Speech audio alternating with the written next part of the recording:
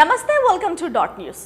ఆంధ్రలోని ప్రతి ఆడపడుచుకు అన్నైన జగన్ని తన సొంత చెల్లి ఎందుకు విమర్శలు చేస్తోంది? అసలు షర్మిల తన అన్న వదినపై ఎందుకు అంత ద్వేషం పెంచుకున్నారు? ఎంతో అన్యోన్యంగా ఉన్న అన్నా చెల్లెలు వాళ్ళు. అన్న కోసం చెల్లి దాదాపు 3000 కిలోమీటర్ల పాదయాత్ర కూడా చేసింది.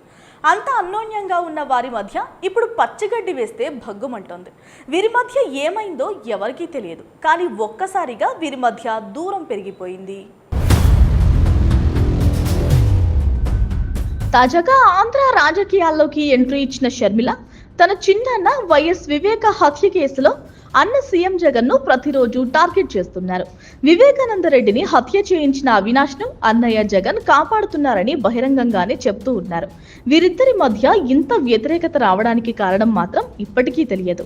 అయితే తాజాగా వీరి మధ్య డబ్బులకు సంబంధించి గొడవలు ఉన్నాయని ప్రచారం జరుగుతోంది. ఈ వార్తలకు షర్మిల నామినేషన్ అఫిడవిట్ బలం చేకూరుస్తోంది.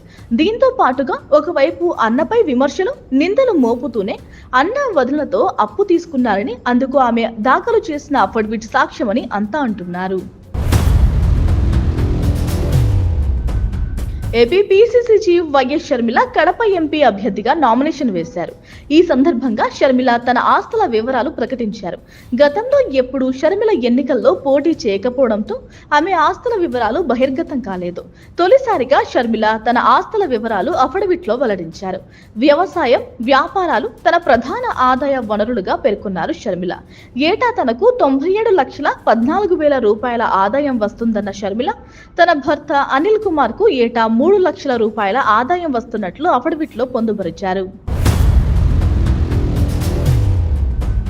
అఫిడవిట్ ప్రకారం షర్మిల ఆస్తుల విలువ 182.82 కోట్ల రూపాయలుగా ఉంది. ఇందులో చరాస్తుల విలువ 123.26 కోట్ల రూపాయలుగా ప్రకటించారు షర్మిల. స్థిరాస్తుల విలువ 9.29 కోట్ల రూపాయలుగా చెప్పారు.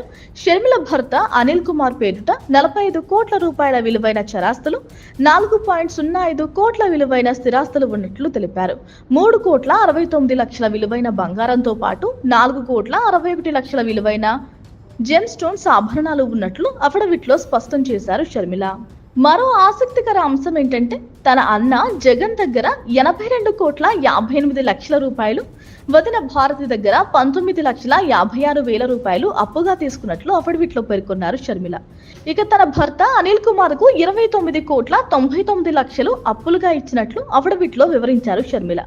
విజయం దగ్గర సైతం అనిల్ కుమార్ 40 లక్షల రూపాయలు అప్పుగా తీసుకున్నారు. ఇక షర్మిలపై మోడల్ కోడ్ ఆఫ్ కండక్ట్ ఉల్లంఘనతో పాటు మొత్తం 8 కేసులు పెండింగ్ లో ఉన్నాయి. Please subscribe Dot News.